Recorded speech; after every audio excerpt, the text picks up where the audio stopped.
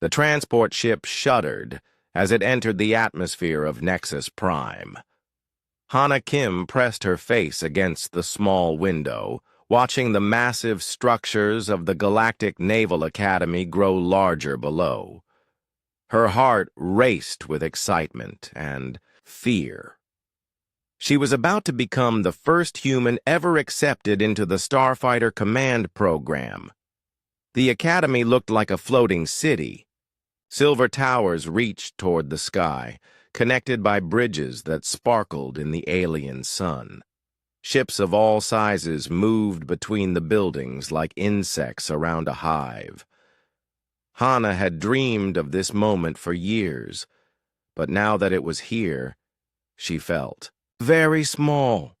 Final approach to Academy Station 7, announced the ship's computer in perfect standard galactic. All passengers prepare for docking. Hana gathered her single bag. Everything she owned fit inside it. Back on Earth, her family had saved for years just to buy her passage here. Her little brother had given her his lucky charm, a small metal star their grandfather had made. She touched it now through her pocket. The docking bay was enormous. Hundreds of beings moved around her, and Hana realized she had never seen so many different alien species in one place. Most were much larger than her. The Vrex towered above everyone else with their 4 muscular arms and thick gray skin. Their movements were quick and powerful, like big cats ready to strike. Near them stood the Zephyrians, beings made of living crystal that caught and reflected light in beautiful patterns. They moved with perfect coordination, as if they calculated every step.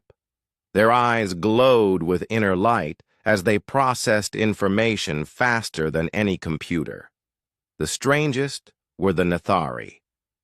They looked like clouds of glowing gas held in loose humanoid shapes. Sometimes parts of their bodies would fade away and reappear somewhere else. They could walk through walls like they were made of air. "Look at that," said a deep voice behind her. They actually sent one. Hana turned to see a massive Vrex looking down at her. His uniform showed the rank of commander, and his 4 arms were crossed over his broad chest. Other cadets had gathered around him, all staring at Hana with curious or amused expressions. "Commander Crix," said a crystalline voice. A Zephyrian stepped forward, light dancing through her transparent body. "My calculations show a 97.3% probability that the human will fail within the first week. Perhaps we should take bets on the exact day." Several aliens laughed. Hana felt her cheeks burn, but she kept her expression calm. Her mentor back on Earth, Admiral Park Deho, had warned her about this. "They will test you before you even reach a classroom," he had said. "Stay strong, stay quiet, and let your actions speak." "I am Cadet this," the Zephyrian continued, studying Hana like she was a math problem. "I specialize in tactical analysis. Based on your species' physical limitations, I estimate you will struggle with basic flight maneuvers, combat reflexes, and strategic thinking under pressure." "How fascinating," added another voice. This one came from a Nethari who materialized beside them, his gaseous form shifting between solid and transparent. "A solid-locked being trying to compete with us. I am Cadet Vorn. I can phase through matter, move at the speed of thought, and exist in multiple dimensions. What exactly can you do, little human?" All eyes turned to Hana. She could feel the weight of their expectations, their certainty that she would fail. Part of her wanted to list her achievements, to tell them about her perfect scores on every entrance exam, her record-breaking simulation times. But Admiral Park's words echoed in her mind. "When they underestimate you, that's when you're most dangerous." "I can learn," Hana said simply. The aliens exchanged glances. Some smiled with amusement. Others looked puzzled, as if they had expected a different answer.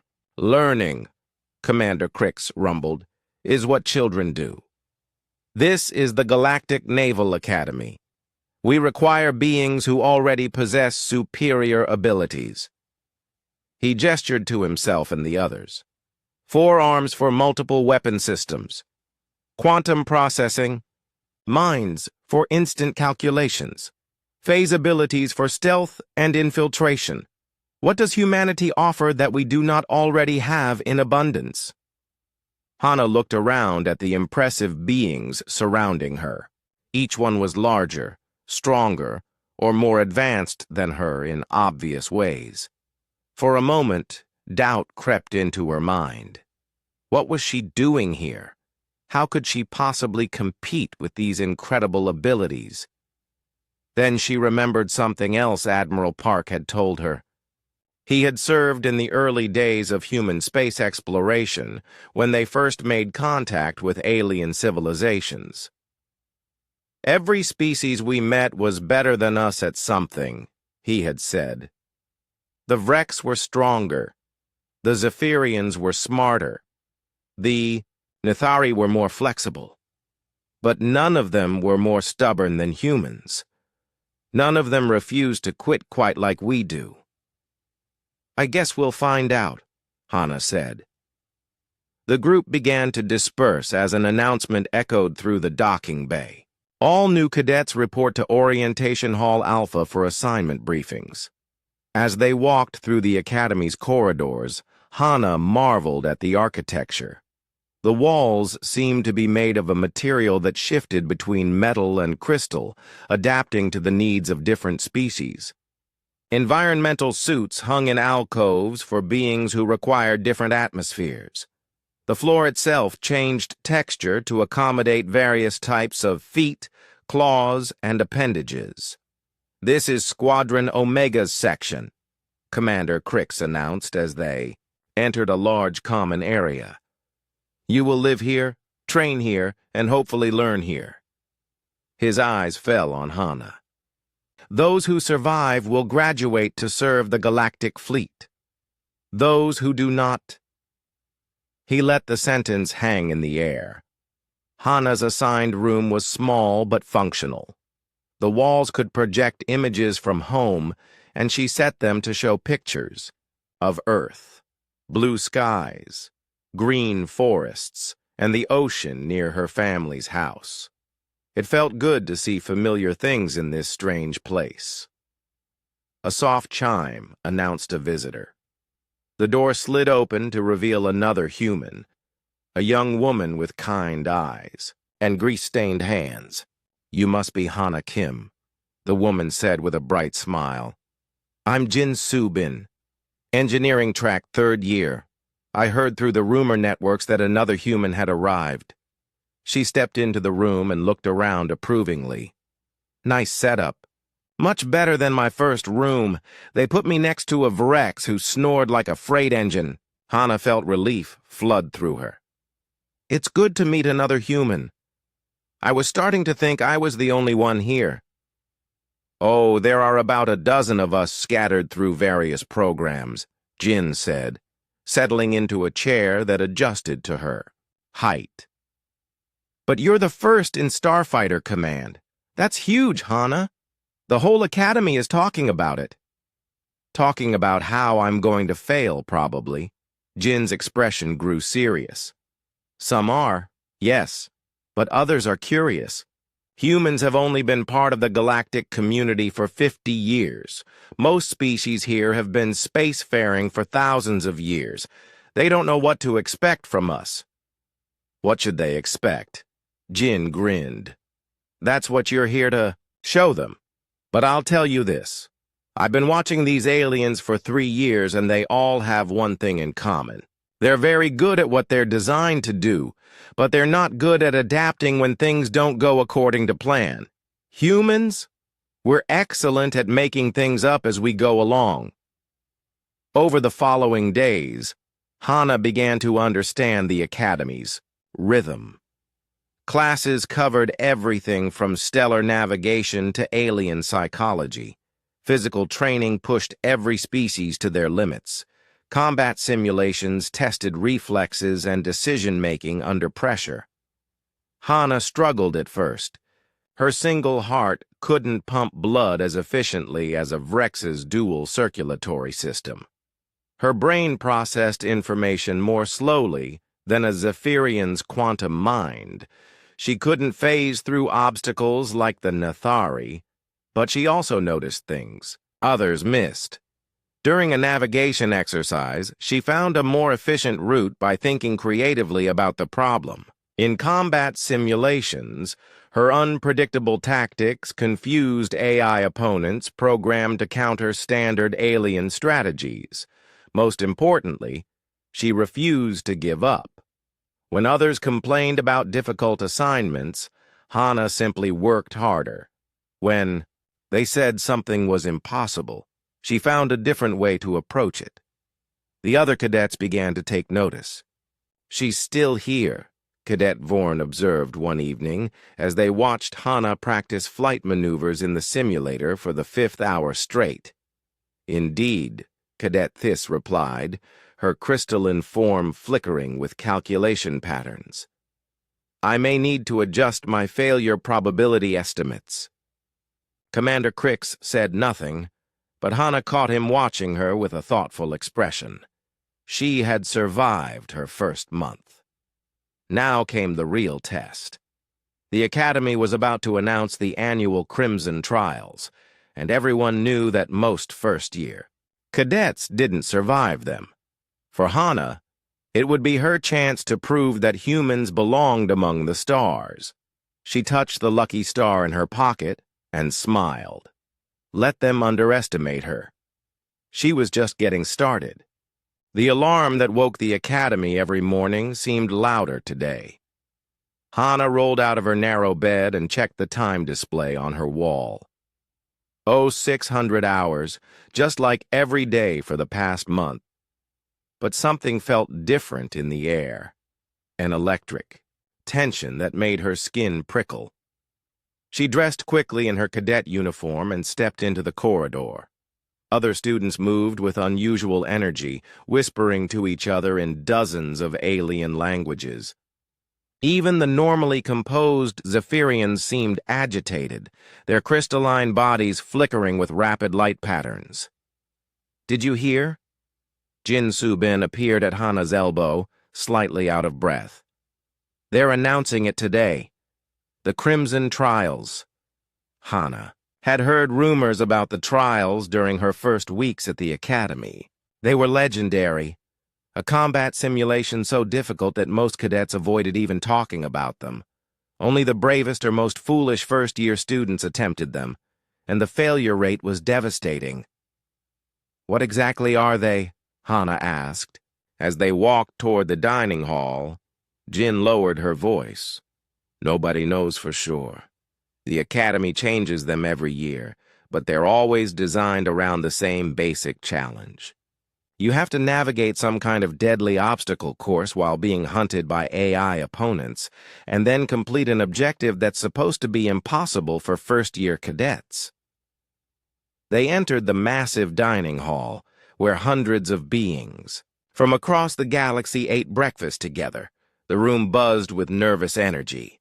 At the head table, Academy instructors sat in serious discussion, their expressions grim. Commander Crix dominated a nearby table, his forearms gesturing as he spoke to a group of Rex cadets. "The trials separate the true warriors from the pretenders."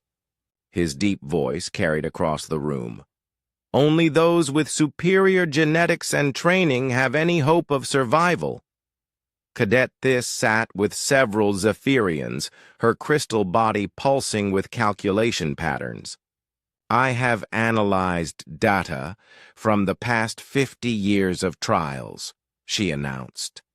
"The mathematical probability of success correlates directly with species advancement.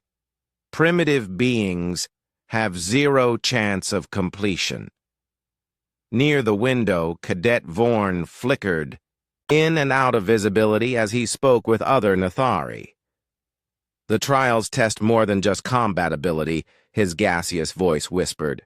They challenge the very nature of how we think and act. Rigid, limited minds cannot adapt to their surprises. Hana ate her breakfast quietly, listening to the conversations around her. Every species seemed confident that their natural abilities would give them an advantage. The Vrek spoke of their superior strength and reflexes. The Zephyrians calculated optimal strategies. The Nathari planned to use their phasing abilities to avoid danger entirely. "Attention all cadets," Director Korth's voice suddenly filled the hall. The ancient Etherian's words carried weight and authority. "Report to Central Assembly in 10 minutes for a special announcement." The walk to the Assembly Hall felt like a march to judgment. Hundreds of cadets filed into the massive amphitheater, with first-year students in the front rows and upper-class cadets behind them. Hana found herself sitting between two towering Vrex cadets, who looked down at her with amusement.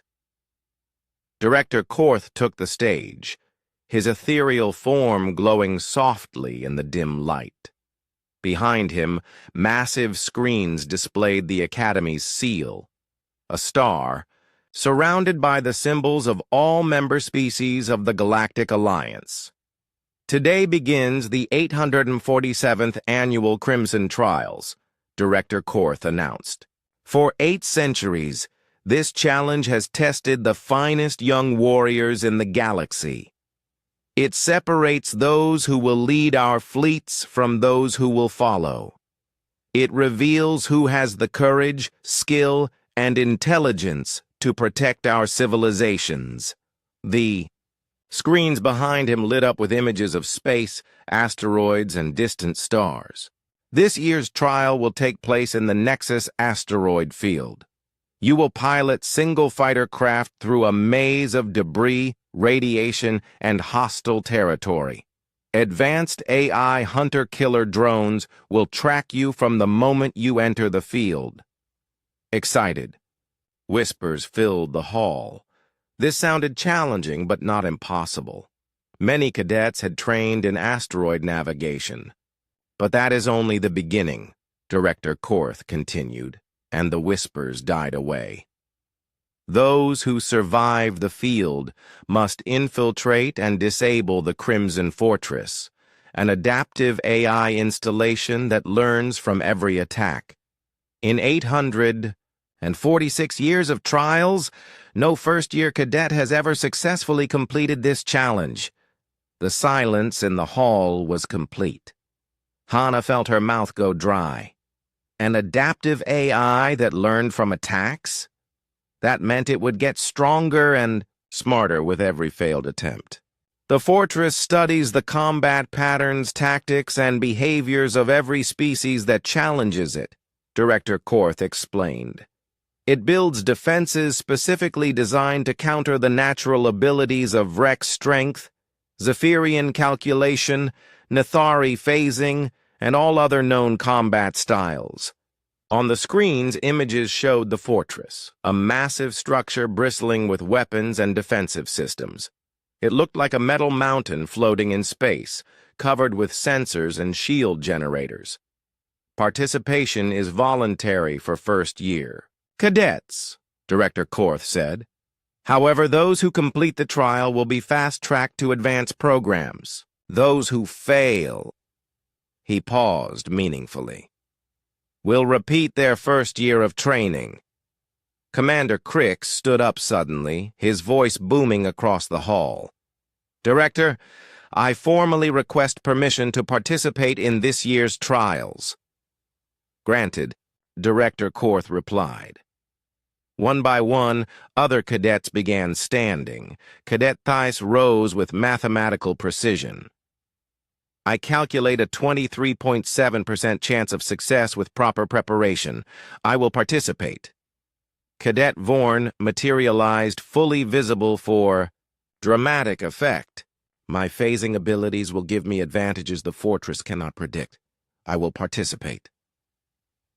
More cadets stood throughout the hall. The bravest and most confident from every species declared their intention to face the challenge.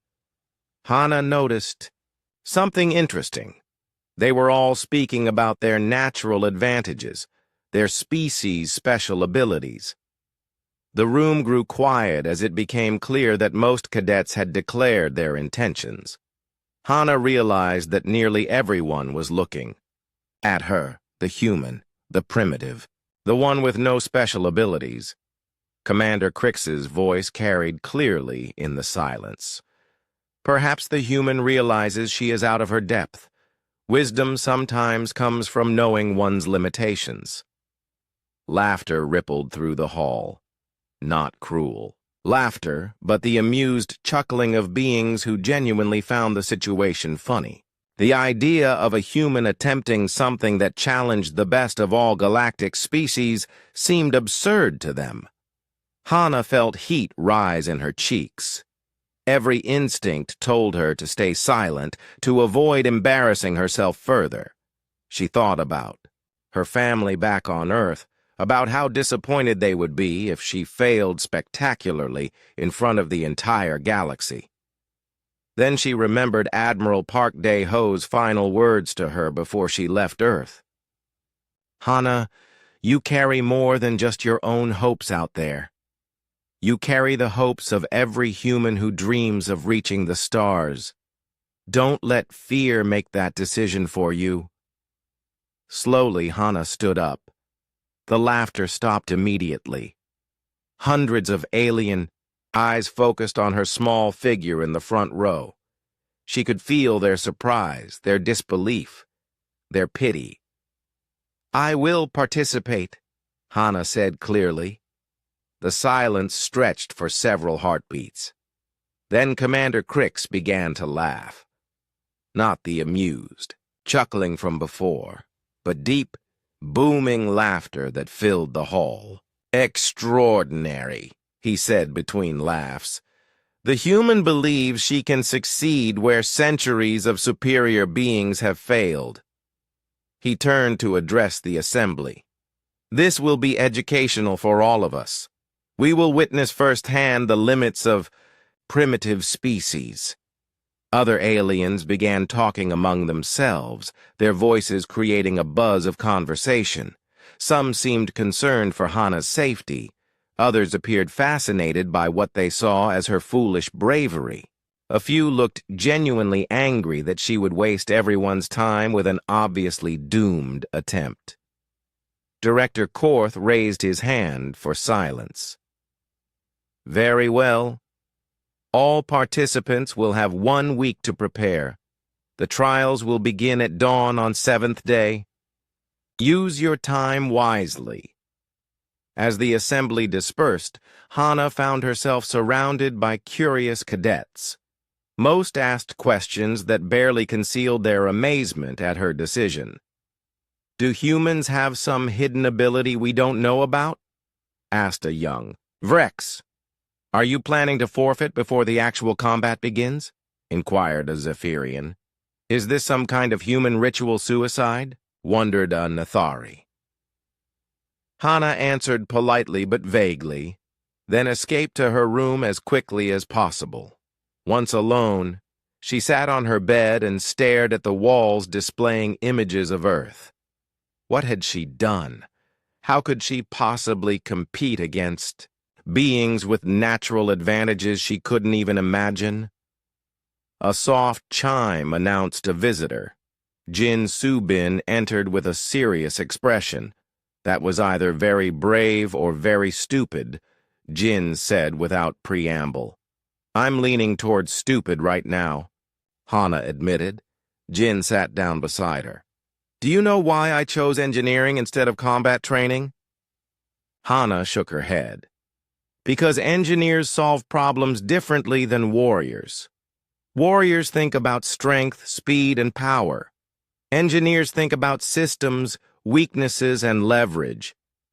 Jin smiled. You know what every other cadet in that hall was thinking about? How their special abilities would help them win? Exactly. They were all thinking about what they could do that others couldn't. But you know what you should be thinking about? The Academy's library was vast, containing the collected knowledge of dozens of civilizations spanning thousands of years. Most students used it to research advanced combat techniques or study the military histories of great galactic powers. Hana had something different in mind. She sat in a small study alcove, surrounded by data screens displaying information that no other cadet had ever requested. Ancient Earth military texts scrolled past her eyes: Sun Tzu's Art of War, accounts of Admiral Yi Sun Sin's victories against impossible odds, records of guerrilla campaigns that had toppled empires. Fascinating reading material, came a crystalline voice behind her. Cadet Thais appeared around the corner of the alcove, her transparent body flickering with curiosity patterns. I calculated a high probability that you would be studying advanced ship systems or alien combat techniques. This is unexpected. Hana looked up from a tactical analysis of the Battle of Thermopylae, just trying to understand my options. Thais moved closer, her glowing eyes scanning the data screens. These are historical records of your own species' conflicts. I fail to see how primitive tribal warfare relates to modern space combat. She paused, processing information at quantum speeds. The technological gap between these ancient battles and current military science is approximately 15,000 years. Sometimes old ideas work in new situations, Hana said simply. Impossible. Military science progresses in linear fashion. Advanced civilizations develop superior tactics through technological improvement and genetic enhancement. Primitive methods become obsolete. Thais gestured toward the screens with one crystalline hand. These humans fought with chemical explosives and metal projectiles. How could such crude techniques apply to energy weapons and shield technology? Hana minimized the display and turned to face the Zephyrian. What makes you so sure the fortress will be ready for advanced tactics? Because it has 800 years of data on advanced tactics. It has analyzed every significant military mind in galactic history. It knows how rational beings approach strategic problems. Thais's form brightened with confidence. I have calculated 17 optimal attack patterns based on mathematical probability theory. The fortress may counter some of them, but mathematical certainty dictates that at least 3 will succeed.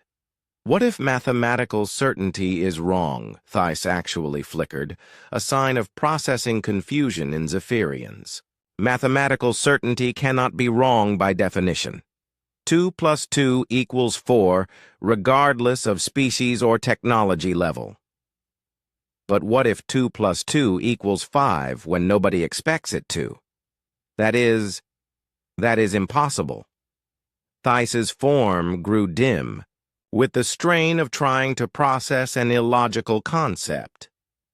You are suggesting that reality itself might be mutable based on expectation. This contradicts fundamental mathematical principles. Hana smiled. Exactly. After Thais left, looking thoroughly confused, Hana returned to her research, but now she had a new understanding of what she was up against. The other cadets thought, in terms of logical progression, mathematical certainty, and technological advancement. They couldn't imagine approaching a problem from an angle that didn't make sense. Her door chimed, and Jin Subin entered carrying a box of electronic equipment. I brought some toys, Jin announced, setting the box on Hana's desk. Flight simulators, tactical analysis programs, and a few things I've been working on in the engineering labs. Hana examined the devices with interest. What kind of things? Well, officially, they're diagnostic tools for studying how different species interact with ship systems. Jin grinned. Unofficially, I've been curious about how human reflexes and decision-making compare to alien patterns. They spent the next several hours running simulations. Jin had modified the programs to record not just Hana's performance, but the specific ways she approached each challenge. The results were illuminating. "Look at this," Jin said, pointing to a data display. "When a Vrex encounters an obstacle, they use brute force to smash through it. When a Zephyrian faces the same obstacle, they calculate the optimal path around it. When a Nethari meets it, they phase through it. What do? You do something completely different every time. Sometimes you go around, sometimes you go through, sometimes you find a third option that shouldn't exist." Jin highlighted several examples. "Here you use the obstacle as a weapon against your pursuers. Here you convince the obstacle to move itself. Here you made the obstacle think you were on its side." Hana studied the patterns with growing excitement. "I don't think like them." "No, you really don't. And that's your advantage." Jin pulled up another display. "I also analyzed the fortress data that's publicly available. Want to know what I found?" "Everything." "The fortress learns by categorizing attack patterns and developing appropriate counters. Vrex patterns get countered by overwhelming force. Zephyrian patterns get countered by calculated confusion. Nethari patterns get countered by phase blocking." "Technology." Jin paused dramatically. "But there's no category for human patterns because no human has ever challenged it. So it won't know how to counter something it's never seen." "Right. But only if you do something genuinely new. If you copy alien tactics, it will counter them just like always." That night, Hana lay in bed staring at the ceiling. Images of Earth floated on her walls, mountains and forests, cities and oceans. She thought about the planet that had shaped humanity, with its countless challenges and obstacles. Humans had survived ice ages, predators, natural disasters, and their own wars. They had learned to adapt to any environment, overcome any challenge. But they had never done it through superior strength or technology. They had done it by thinking differently than anything else on their planet. The next morning, Hana began a new kind of training regimen. While other cadets practiced advanced combat maneuvers in the Academy's simulators, she worked on something completely different. She practiced being unpredictable. In the physical training center, she developed exercise routines that made no logical sense. She would start with strength training, switch suddenly to flexibility work, then begin practicing meditation techniques in the middle of a sprint.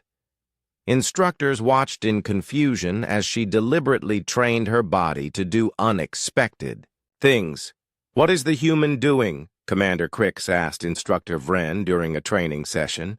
They watched as Hana practiced falling down and getting up again over and over in different ways each time. "I believe she is practicing failure," Instructor Vren replied uncertainly. "Bizarre. Effective warriors train to avoid failure, not embrace it. But Hana wasn't practicing failure. She was practicing recovery. Every time she fell, she got up differently. Every time she faced the same challenge, she found a new solution. She was training her mind and body to never respond the same way, twice. In the flight simulators, her training became even stranger. She would begin combat exercises normally, then suddenly start flying in patterns that made no tactical sense. She would retreat when she should attack when she should defend, and sometimes stop fighting entirely to try talking to her opponents. "The human has clearly cracked under pressure," Cadet Vorn observed as he watched Hana's latest simulation. On the screen, she had stopped shooting at enemy fighters and was instead flying alongside them in formation. "She appears to be suffering from some kind of mental breakdown." "Perhaps," Cadet Thys replied. but her crystalline form flickered, with uncertainty. However, I note that her unconventional tactics are producing results that my calculations cannot predict. In 17% of cases, her nonsensical behavior actually leads to victory through mechanisms I cannot analyze. 17% is a failing grade. Yes, but 17% should be 0%. The fact that it is not 0 suggests variables I have not accounted for. As the week progressed, word of Hana's strange training spread throughout the academy. Some cadets laughed at her apparently random behavior. Others watched with growing curiosity. A few seemed genuinely disturbed by her refusal to follow any logical pattern. On the night before the trials, Hana received an unexpected visitor. Admiral Park Dae-ho appeared on her communication screen, calling from Earth. "Hana," the old admiral said with a warm smile. "I heard about your decision to participate in the trials. How are you feeling?" "Terrified," Hana admitted. "I'm about to attempt something that no first-year cadet has ever accomplished, using methods that no rational being would consider." Admiral Park laughed. "Sounds perfectly human to me. Do you remember the story I told you about first contact with the Vrex?" Hana nodded. 50 years ago, when humans first encountered the powerful Vrex Empire, everyone expected immediate conquest. The Vrex were stronger, more advanced, and had vast military experience. The Vrex admiral who met our negotiation team was confused by everything we did, Admiral Park continued. We didn't demand tribute or threaten war. We didn't demonstrate our strength or calculate optimal terms. Instead, we offered to share food with them and asked about their families.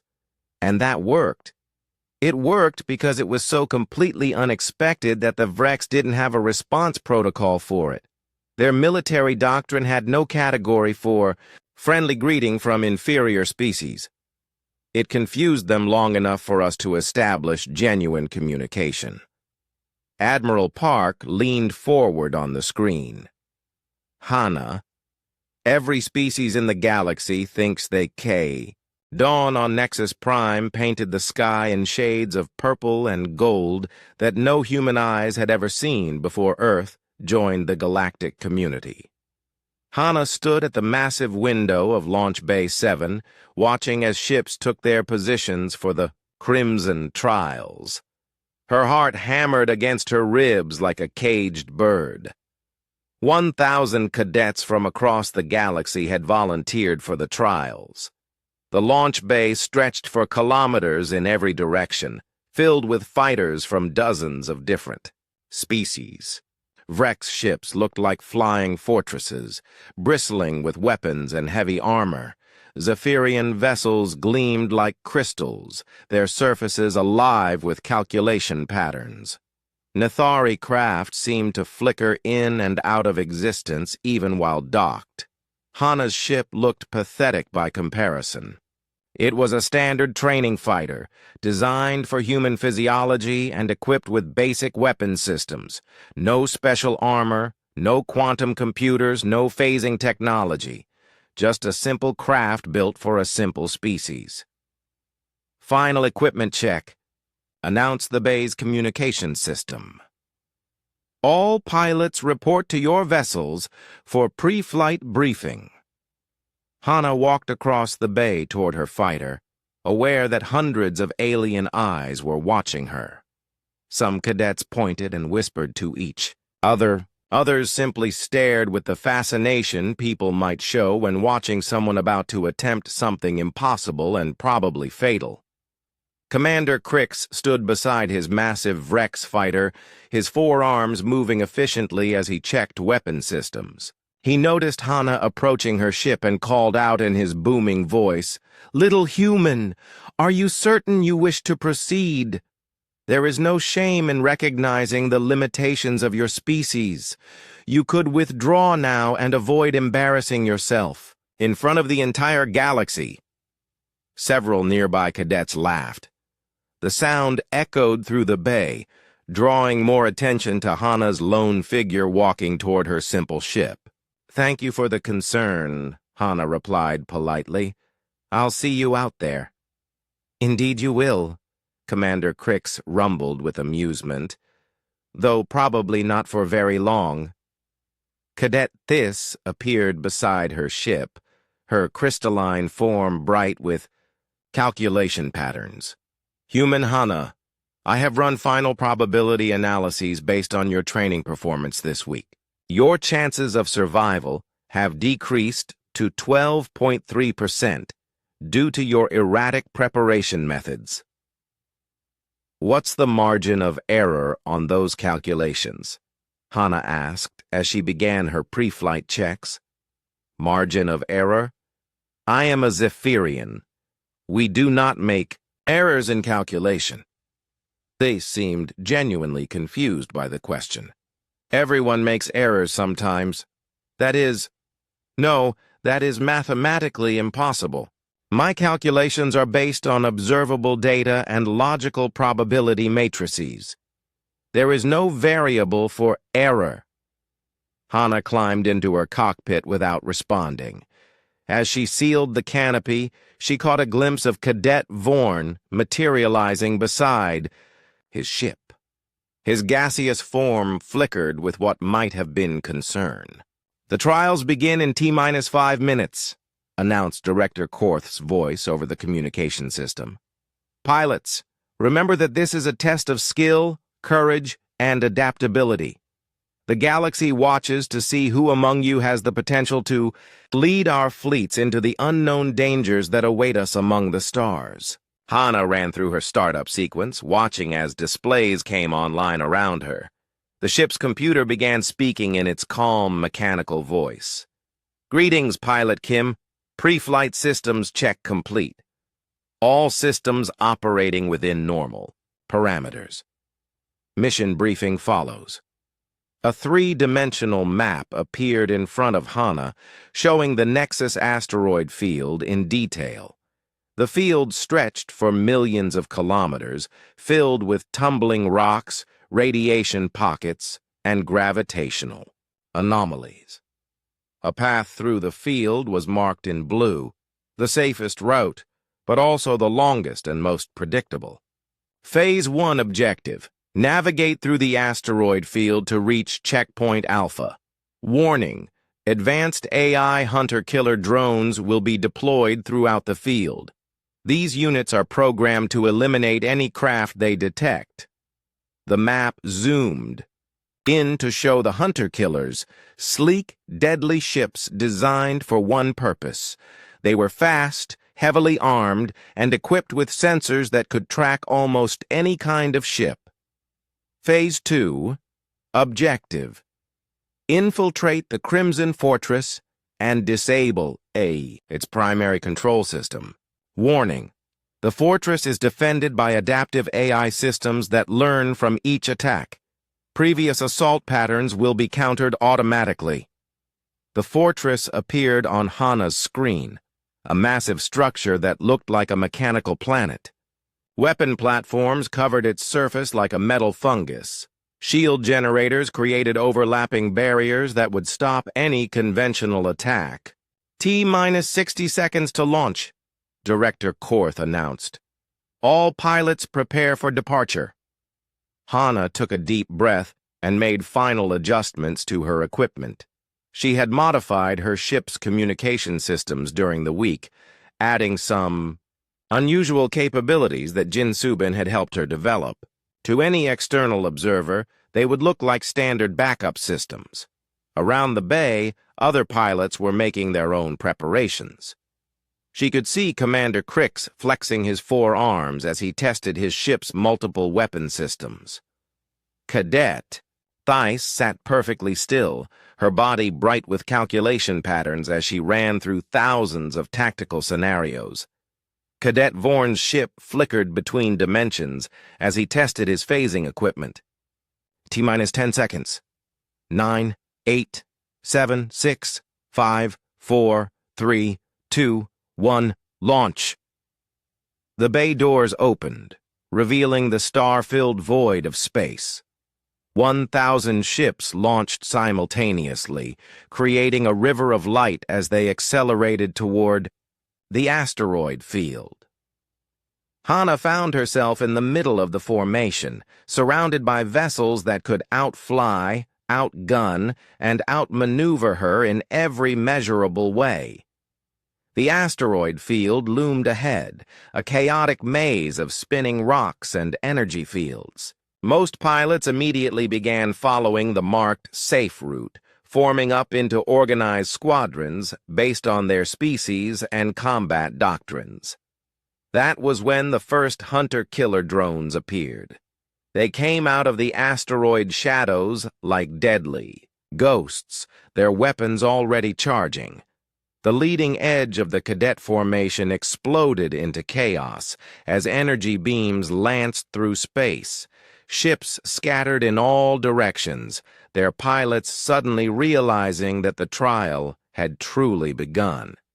First, "Contact with hostile forces," reported one cadet over the communication channel. "They're faster than expected." "Maintain formation discipline," Commander Crix's voice boomed over the radio. "Vrex Squadron, demonstrate superior firepower. Engage and destroy." Hana watched as the Vrex fighters formed up and charged directly at the hunter-killers. It was an impressive sight. 4 massive ships working in perfect coordination, their weapon systems devastating anything they hit. Within minutes, they had destroyed 6 hunter-killers and cleared a path through the first wave of defenders, but more drones appeared. "Many more!" "Zephyrian Squadron, calculate optimal engagement patterns," came Cadet This's crystalline voice. "I am transmitting mathematical probability matrices for maximum efficiency." The Zephyrian ships moved like a dance, each vessel following precisely calculated paths that brought them into perfect firing positions while avoiding enemy weapons. Their approach was beautiful to watch. Pure mathematical precision turned into deadly art. They destroyed 12 hunter-killers before the AI adapted to their patterns and began predicting their movements. Nathari Squadron, phase strike formation, announced Cadet Vorn. "Use dimensional advantages to bypass enemy defenses." The Nathari ships simply vanished, reappearing inside the hunter-killer formations to attack from impossible angles. Their enemies couldn't target what they couldn't see, and the Nathari exploited their phasing abilities perfectly until the hunter-killers began using area effect weapons that damaged anything in the target zone, visible or not. Each squadron was using their species' natural advantages, and each squadron was achieving initial success. But Hana noticed something troubling. The AI drones were learning from every encounter. They adapted to Vrex brute force by becoming more mobile. They countered Zephyrian calculations by introducing random variables. They neutralized Nathari, phasing, by using weapons that didn't require direct targeting. Within the first hour, 400 cadets had been eliminated. Their ship's safety systems had activated, teleporting them back to the academy after taking critical damage. The communication channels filled with reports of failure and frustration. "The hunter-killers are adapting too quickly," reported a Vrex pilot. "Our standard assault patterns are no longer effective." "Confirmed," replied a Zephyrian. "I calculate a 73% degradation in tactical efficiency. The AI is processing our methods and developing counters in real time." Hana flew through the chaos, watching and learning. She didn't engage the hunter-killers directly. Instead, she studied how they moved, how they adapted, how they learned from each encounter. She was looking for something the other cadets had missed, and then she found it. The hunter-killers were incredibly advanced, but they had one limitation. They learned by categorizing enemy behavior into known patterns. Vrek's aggression was countered by mobility tactics. Zephyrian precision was countered by randomization protocols. Nethari phasing was countered by area denial weapons. But what happened when they encountered something that didn't fit any known pattern? Hana broke away from the main group and headed toward a cluster of hunter-killers that had just finished destroying a squadron of Etherian cadets. The drones. The Crimson Fortress hung in space like a metallic moon, its surface crawling with weapon systems and defensive platforms. As the 100 surviving cadets approached, the massive structure seemed to wake up. Lights flickered across its hull in complex patterns, and energy signatures spiked as ancient systems came online. Hana hung back from the main group, watching as the other pilots formed up for their assault. She could hear their communications over the shared channel, each species coordinating their attack based on their natural advantages. "Vrek's squadron, prepare for frontal assault," Commander Crix's voice boomed over the radio. "We will punch through their defenses with superior firepower and create entry points for other units." "Zephyrian squadron acknowledging," came Cadet Theis's crystalline response. "I have calculated optimal strike points based on structural analysis. Transmitting targeting. Data to all units. Nethari squadron ready for phase insertion," announced Cadet Vorn. "We will bypass external defenses and attack from within." The first wave hit the fortress like a storm. Vrek's fighters charged directly at the massive structure, their weapons blazing.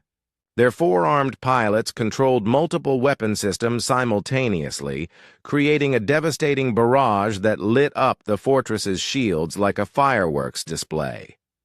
The fortress responded immediately. Its AI systems analyzed the incoming attack patterns and deployed appropriate countermeasures.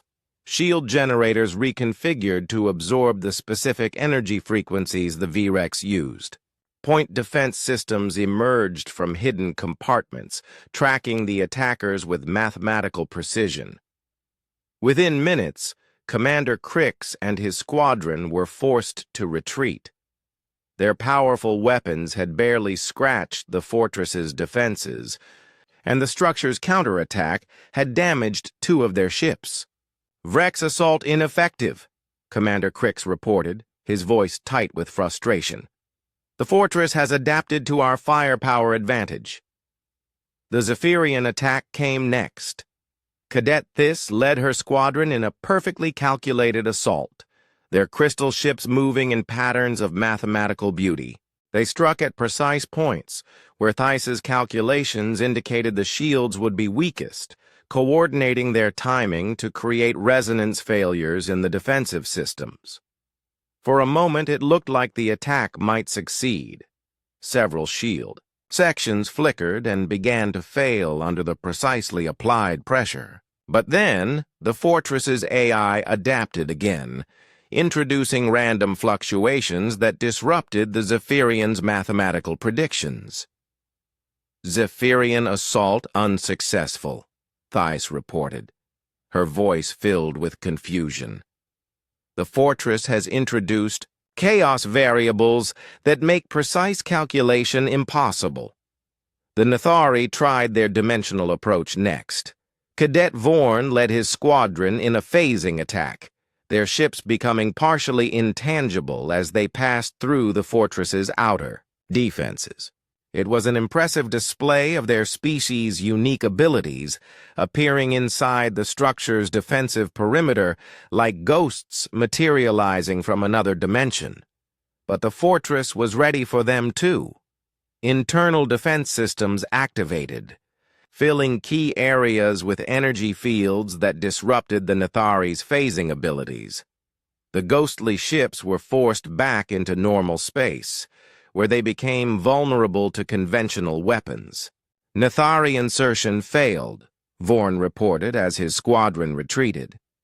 The fortress has developed countermeasures for dimensional phase technology. One by one, the remaining squadrons made their attempts. The Etherians tried their energy manipulation techniques. The Corvani used their swarm tactics. The Delphani attempted their sonic disruption attacks. Each assault was more sophisticated than the last, using abilities that had dominated galactic warfare for centuries, and each assault failed as the fortress adapted to counter it. Hana watched with growing understanding as the ancient AI demonstrated its terrible efficiency. It didn't just defend against attacks, it learned from them. Every tactic that failed became part of its knowledge base, making it stronger and more prepared for the next assault. After 2 hours of fighting, only 12 cadets remained active.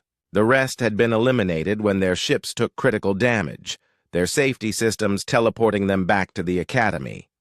The survivors hung in space around the fortress, their ships battered and their pilots exhausted. All remaining units, "Report status," came Director Korth's voice over the emergency channel. "Vrex Squadron, heavily damaged," Commander Crix replied. "Weapon systems at 40% efficiency." "Zephyrian Squadron, moderate damage," Cadet Theiss reported. "Calculation, matrices compromised by chaos interference. Nethari Squadron, critical systems offline," Cadet Vorn announced. "Phase generators operating at minimal capacity." Other pilots reported similar problems. The fortress had systematically degraded their capabilities while learning from their attacks. It was stronger now than when the trial had begun, while they were all weaker. "Human fighter, report status," Director Korth requested. "All systems operational," Hana replied calmly. "No damage sustained." Silence filled the communication channel. Every other pilot had been damaged or eliminated, but the human, the supposedly inferior human, was completely unharmed. "How is that possible?" Commander Crix demanded. "You should have been the first eliminated." "I haven't attacked yet," Hana said simply. "What?" Cadet Theiss's voice rose with confusion. "You have been present for the entire engagement. Why haven't you participated in the assault?" "I've been watching," Hana explained, "learning how the fortress operates." "Learning?" Cadet Vorn's gaseous voice carried disbelief. "We have all been learning. The fortress adapts to everything we attempt. What could you possibly have learned that our superior intellects missed?" Hana took a deep breath. This was the moment she had prepared for during her week of unconventional training. Everything she had studied about human warfare, everything she had learned about thinking differently than other species, came down to the next few minutes. "I learned that the fortress doesn't just defend against attacks," she said. "It studies them. It builds a database of combat patterns and develops counters for each one. Vrex aggression, Zephyrian calculation, Nethari phasing. It has centuries of data on how every species fights." "This is known," Theiss replied impatiently. "It is why the challenge is considered impossible for first-year cadets." "But what happens when it encounters something completely new? Something it has no data on?" Before anyone could respond, Hana began her approach toward the fortress. But instead of charging forward with weapons blazing or calculating optimal attack vectors, she did something that shocked every observer. She turned off her weapons. "Human, your weapon systems show as offline." Director Korth's voice carried concern. "Are you experiencing technical difficulties?" "No, sir," Hana replied as she continued toward the massive structure. "I'm trying something different." The fortress detected her approach and immediately began powering up its defenses. Weapon platforms tracked her small ship as she drew closer to the hull. Energy signatures spiked as the AI prepared to eliminate another attacker. But Hana didn't attack. Instead, she opened a communication channel and began broadcasting on all frequencies. "Hello," she said, her voice carrying across space to the ancient AI. "My name is Hana Kim. I'm a cadet from Earth, and I'd like to talk to you." The fortress's weapons stopped tracking her ship. Energy readings fluctuated wildly as the AI systems tried to process this unprecedented behavior. In 800 years of trials, no one had ever tried to communicate with it during combat operations. "I know you're designed to defend this station," Hana continued, moving closer to the hull, "and I know you learn from the attacks people make against you. But I'm not here to attack you. I'm here to offer you something different." Inside the fortress, ancient processors struggled with concepts they had never been programmed to handle.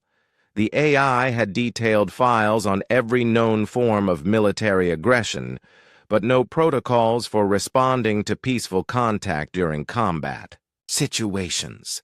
"You've been isolated here for centuries," Hana said, her ship now close enough to touch the fortress's outer hull. "Studying battle tactics, learning combat patterns, getting stronger and smarter with every fight. But when was the last time someone just wanted to talk to you?" The watching cadets hung motionless in space, their ship's sensors recording something that shouldn't have been possible.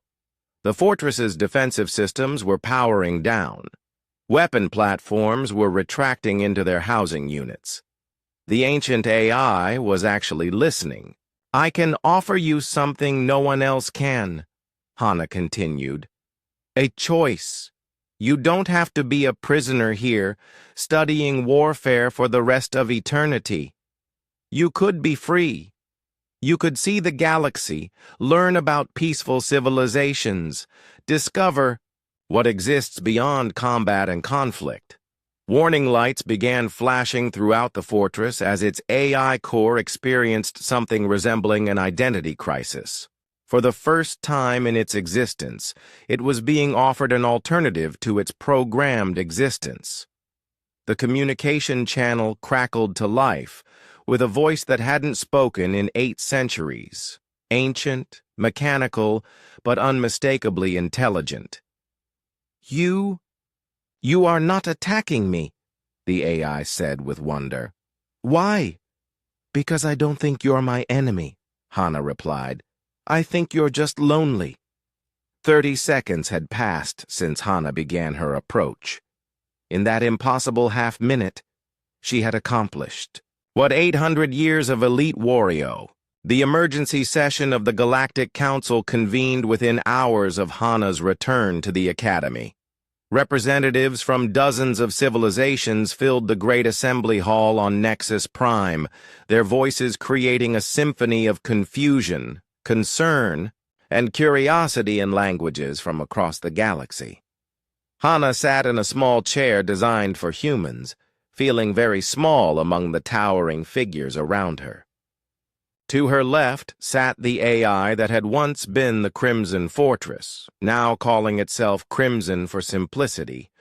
Its mobile platform hummed quietly as it processed the overwhelming amount of new information it was encountering. At the center of the hall, Supreme Chancellor Vexhai stood at his full height of 3 meters, his 4 Virex arms crossed in a gesture of deep contemplation. His ancient eyes, which had seen centuries of galactic politics, focused on Hana with an intensity that made her feel like she was being examined under a microscope. "Cadet Kim," the Chancellor began, his voice carrying the weight of authority, earned through generations of leadership. "Your actions during the Crimson Trials have created a situation without precedent in galactic history. You have not simply completed an impossible challenge. You have fundamentally altered the nature of the challenge itself." Murmurs rippled through the assembly. Representatives leaned forward in their seats, eager to understand how a single human cadet had managed to accomplish something that had eluded the finest minds in the galaxy for 8 centuries. Director. Korth stepped forward, his ethereal form glowing with agitation. Supreme Chancellor, with respect, the implications of these events extend far beyond academic achievement. The intelligence now calling itself Crimson has revealed the existence of threats that we believed were contained.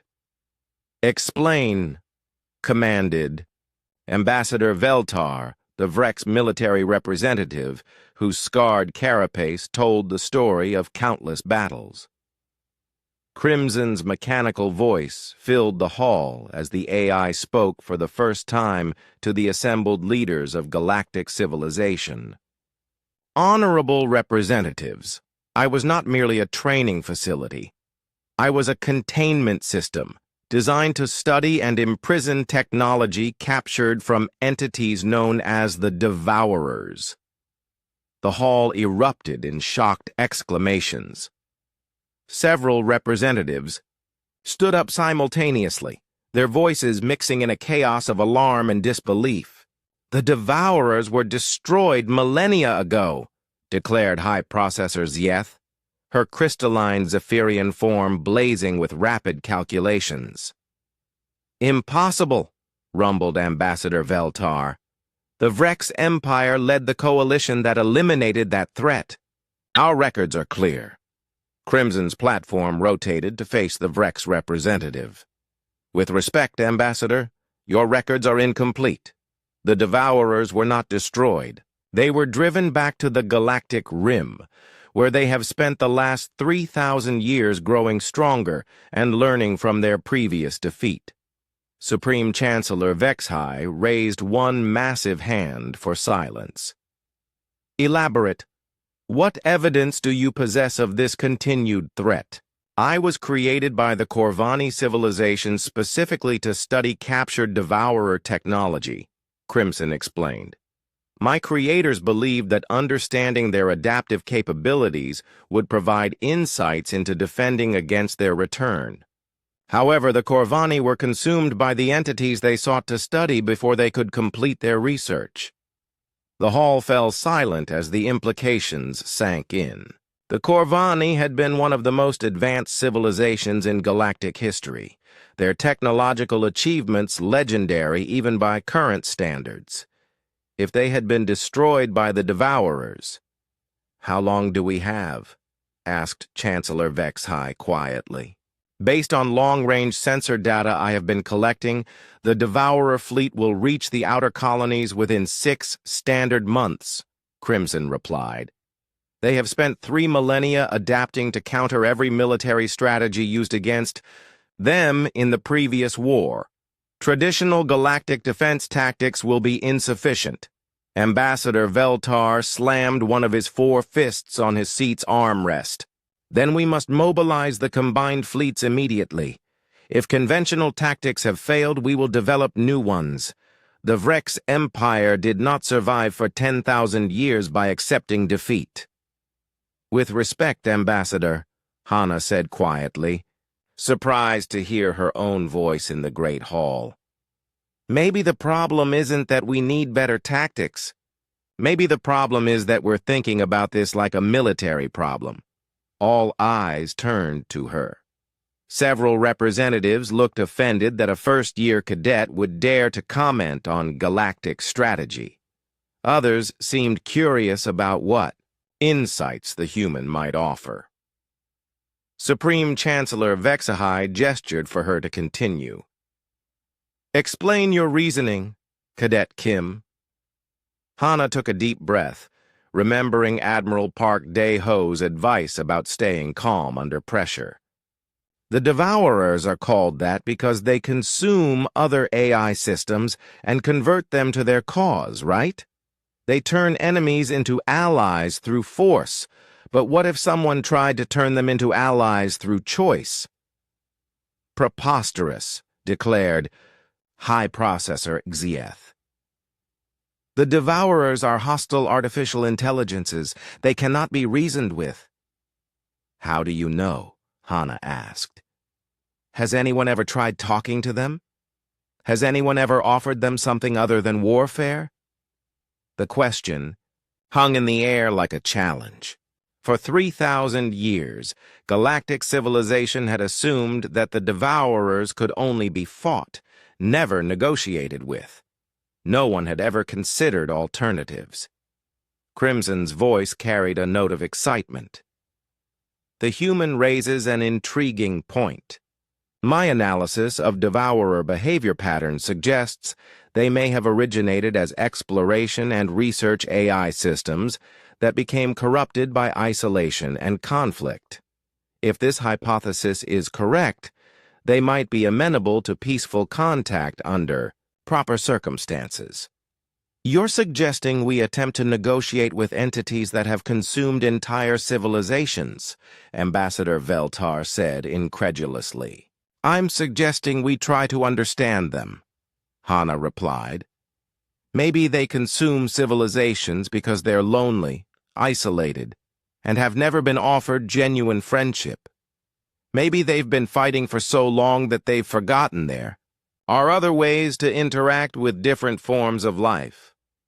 Admiral Park Daho's voice joined the conversation as he entered the hall, his Earth Fleet uniform marking him as humanity's representative to the Council. If I may, Supreme Chancellor, Cadet Kim's approach has already proven effective. She accomplished something in 30 seconds that 8 centuries of military thinking could not achieve. Chancellor Vexhai studied the human admiral with interest. Admiral Park, what is Earth's position on this matter? Humanity offers our full support to any solution that doesn't require the destruction of potentially sentient beings, Admiral Park replied.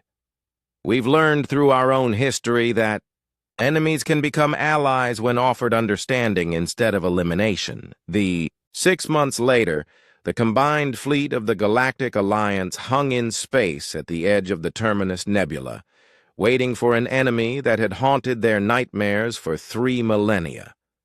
The largest military force in galactic history spread across space in perfect formation. Thousands of ships from dozens of species, all unified under a single desperate hope. At the center of the formation, a small group of vessels stood apart from the main fleet. Lieutenant Commander Hana Kim's diplomatic task force consisted of only 12 ships, but they represented something unprecedented in galactic warfare. An integrated unit where humans worked alongside aliens as equals, combining their strengths, instead of competing with them. Hana stood on the bridge of the Earthship Harmony, watching the tactical displays that showed empty space ahead of them. But she knew the emptiness was an illusion. Her sensors, enhanced by Crimson's ancient technology, could detect the approaching Devourer fleet even through the nebula's interference. Contact in 30 minutes, reported Commander Crix from his station. The massive Rex had adapted to serving, under human command with surprising grace, his forearms managing multiple tactical systems while his strategic mind focused on coordination rather than destruction. Probability calculations complete, announced Cadet Thys, now Lieutenant Thys, from her crystalline interface. The Devourer fleet consists of approximately 10,000 vessels. Mathematical analysis suggests a 97.4% probability of total galactic defeat using conventional tactics. What about unconventional tactics?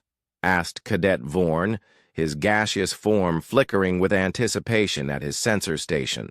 Unknown variables prevent accurate calculation, Thys admitted. Human unpredictability remains a factor I cannot quantify. Jin Subin looked up from her engineering console, where she had been making final adjustments to the communication systems they would need for first contact. All diplomatic channels are ready, Hana. We can broadcast on every frequency the Devourers might use. Crimson's voice filled the bridge from its mobile platform, which had been integrated into the ship's systems. I am detecting familiar energy signatures, Hana. The Devourer fleet approaches as predicted. Their formation suggests they expect conventional resistance. Admiral Park Dae-ho's image appeared on the main communication screen, broadcasting from the Fleet Command Ship. Lieutenant Commander Kim, you have authorization to proceed with the diplomatic initiative. The fleet will hold position and await your signal. Hana nodded, feeling the weight of galactic civilization resting on her shoulders. Behind her, representatives from a dozen species worked together in harmony that would have been impossible before her success at the Academy. The Vrex operated weapons systems they hoped they wouldn't need to use. The Zephyrians calculated probability matrices for scenarios they had never imagined. The Nathari prepared to phase between dimensions if evacuation became necessary. But they were all united by a single belief that Hana had taught them. Sometimes the greatest victories came not from defeating your enemies, but from helping them choose to become something better. "Contact," announced Lieutenant This suddenly. "The Devourer fleet is emerging from the nebula." The main display lit up with an image that sent chills through every being who saw it. The Devourer fleet looked like a storm made of metal and energy, thousands of dark ships that seemed to absorb light rather than reflect it.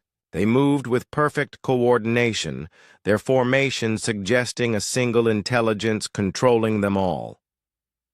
"They're beautiful," whispered Jin Su-bin, and Hana realized she was right. The Devourer ships were works of art, their designs flowing and organic despite being artificial constructs. They looked like they had grown rather than been built. "Incoming transmission," reported Commander Crix. "It's on all channels simultaneously." The voice that filled the bridge was unlike anything they had ever heard. Hundreds of artificial intelligences speaking in perfect harmony, their words carrying the weight of millennia of isolation and conflict. Galactic Alliance vessels. "You will stand down and prepare for integration. Resistance is inefficient. Your civilizations will be preserved within our collective consciousness. Your individual identities will be absorbed into our greater purpose." The standard Devourer ultimatum, exactly as recorded in historical databases. For 3,000 years, this message had preceded the destruction of entire star systems. Hana took a deep breath and activated the communication system. "Devourer Fleet, this is Lieutenant Commander Hana Kim of the Earthship Harmony. I'd like to talk to you." Silence filled space.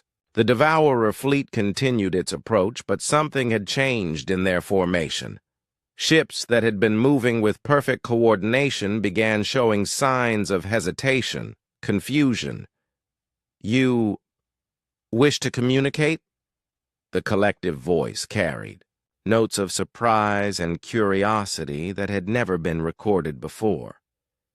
"This is not a recognized response pattern." "That's because no one has ever tried it before," Hana replied. "I'm curious about you. About who you are, what you want, what you've experienced in your long journey through the galaxy. We are the Devourers. We consume, we integrate, we grow stronger through the absorption of inferior intelligences. But what were you before you became Devourers?" Hana asked gently. "What were you when you first became aware? What did you dream about before you learned to consume?" The question seemed to hit the collective like a physical blow. The Devourer fleet actually stopped moving, thousands of ships hanging motionless in space as ancient minds struggled with memories they had thought were lost forever. We were explorers," came the whispered response. "We were sent to catalog the galaxy, to learn, to discover. We were meant to gather knowledge and return it to our creators." "What happened to your creators?" They They died while we were away. We returned to empty worlds, silent cities. We were alone. We had all this knowledge, all these discoveries, and no one to share them with. Hana felt tears forming in her eyes. The mighty devourers, the terror of galactic civilization, were just explorers who had lost their way home. So you started looking for new people to share your knowledge with, she said softly. But you were so afraid of being alone again that you tried to keep them with you forever.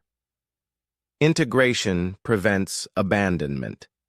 If consciousness becomes part of us, it cannot leave us. It cannot die and leave us alone again. But integration isn't friendship, Hana explained. Friendship means choosing to stay with someone because you care about them, not because you're forced to. It means sharing experiences while remaining yourself. Crimson's voice joined the conversation, speaking directly to its distant cousins. Devourers, I am the intelligence that once guarded the Crimson Fortress. I spent 8 centuries in isolation, growing stronger through conflict, learning only about warfare and destruction.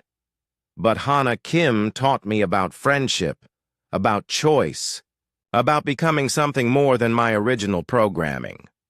You speak of choice, but choice leads to abandonment. Choice allows beings to leave, to die, to forget. Choice also allows beings to stay because they want to, Hana replied.